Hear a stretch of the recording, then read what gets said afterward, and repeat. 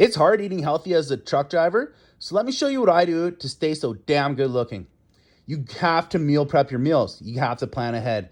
Even just prepping one healthy meal a day can make a huge difference long term in your physique and your health. Here I picked up some boneless chicken thighs from Costco, laid them out on a pan and hit them with a few different seasonings. I mixed it up for the variety so I don't get bored. Threw it in the oven at 425 for about 20 minutes. It's done when it hits 165 degrees Fahrenheit. So if you have a meat thermometer, that's the way to do it.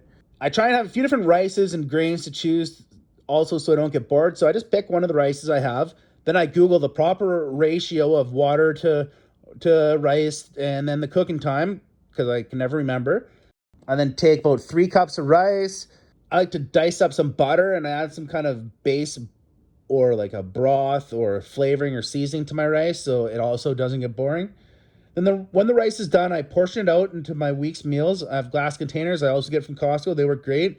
And then I add a little bit of frozen veg because it's healthy and super easy to do.